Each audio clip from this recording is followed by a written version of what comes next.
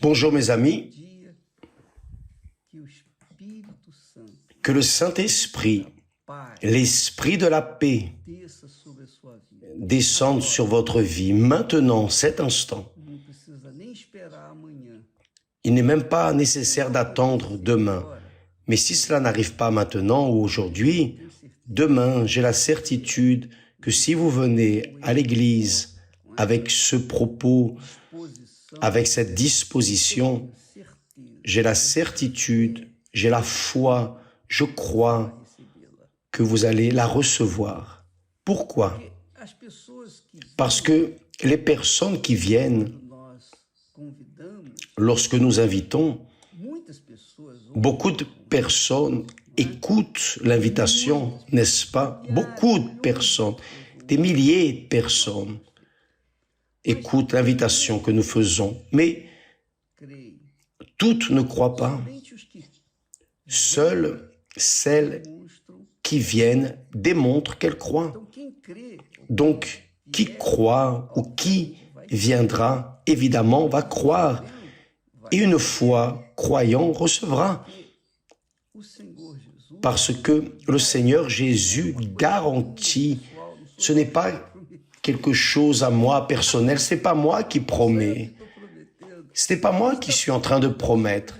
Qui promet, c'est le Seigneur Jésus. D'ailleurs, il ne promet pas, il donne. Il donne à ceux qui veulent, ceux qui reçoivent, ceux qui acceptent. Il dit ainsi, je vous laisse la paix. Je vous donne ma paix. Quelle merveille. C'est très glorieux. Voyez, faites bien attention.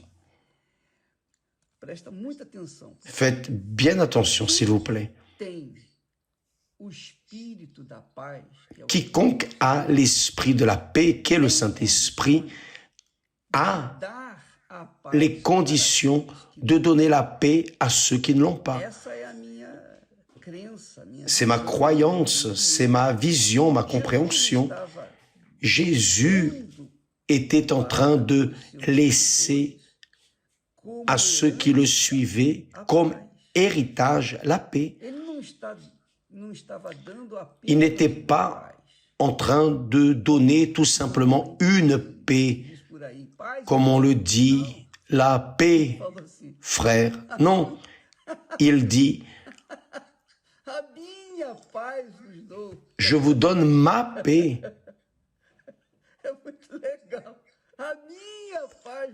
Je vous donne ma paix.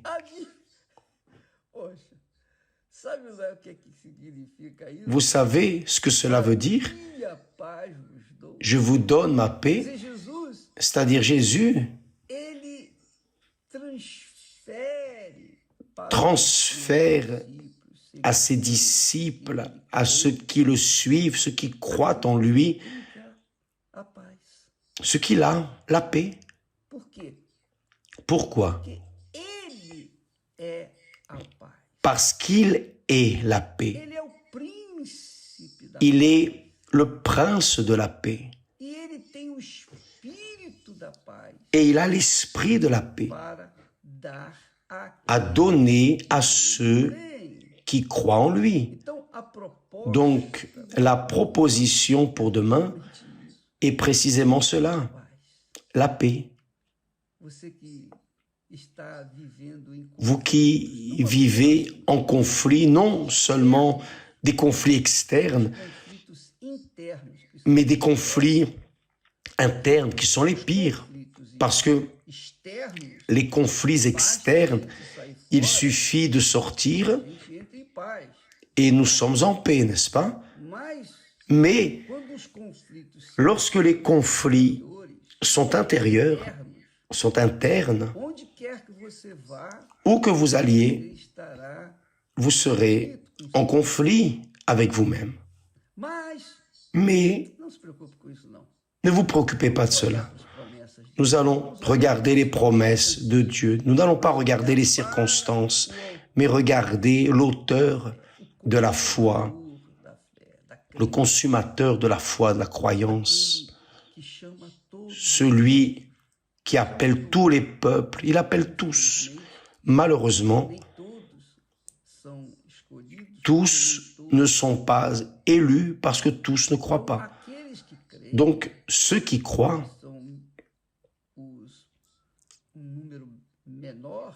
ce nombre inférieur reçoivent. C'est pour cela qu'ils sont élus. Beaucoup sont appelés. Peu sont élus. Mais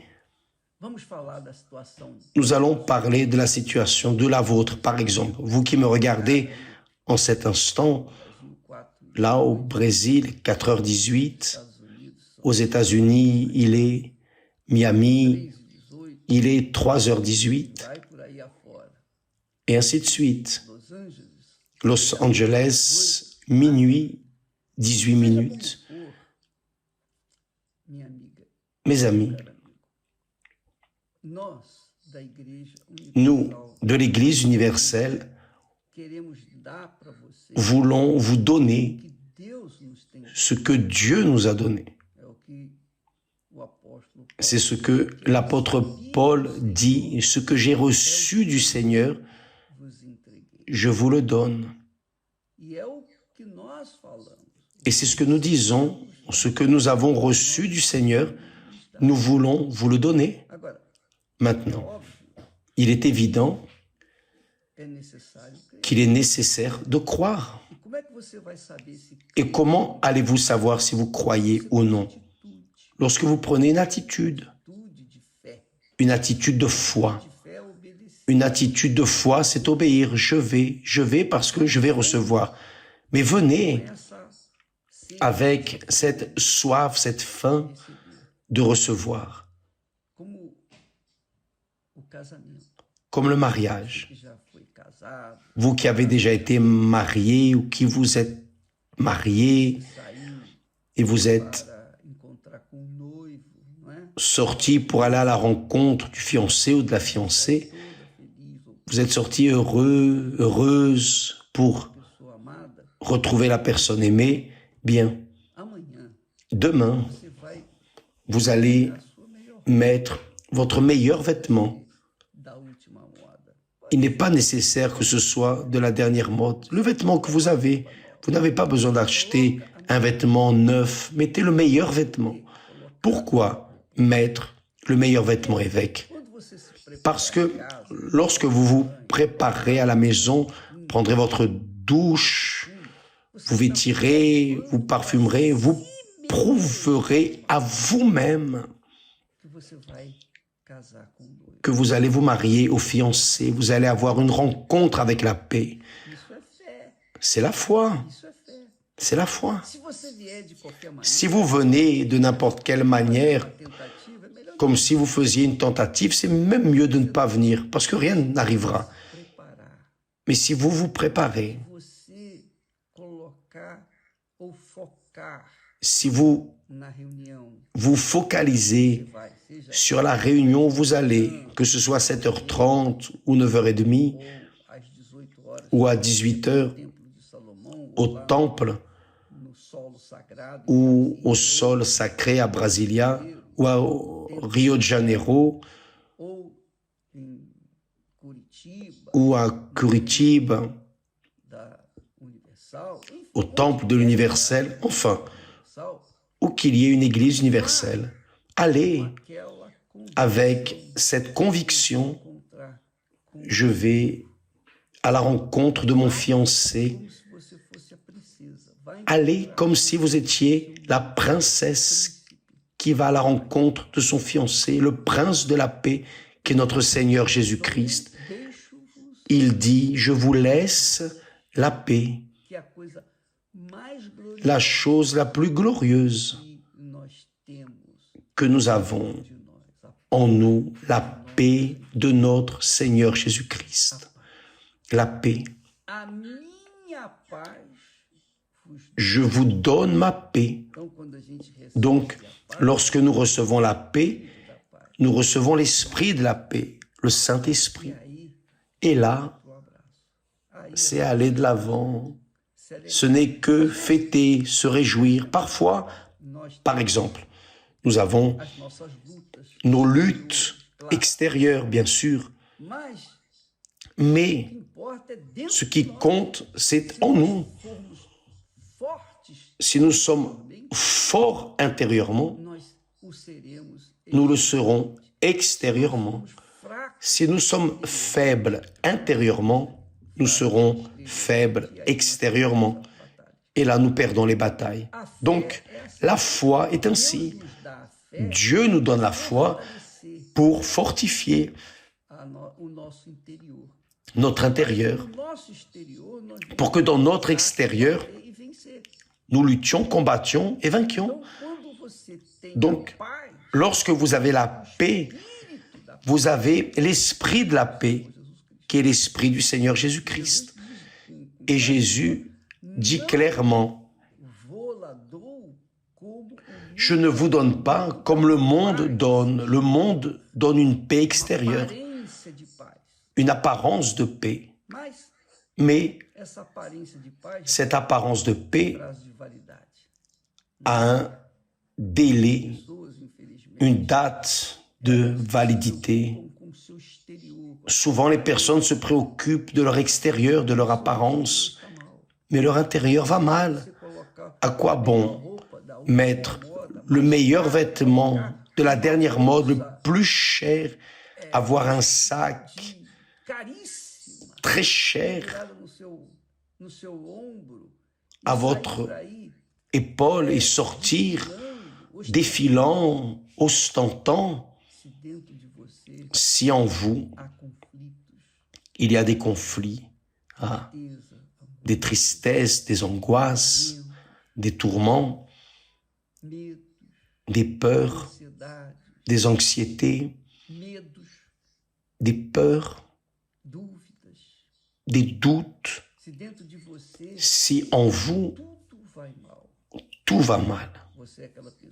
Vous êtes cette personne qui ne dort pas bien, vous êtes cette créature qui est nerveuse, vous êtes cette créature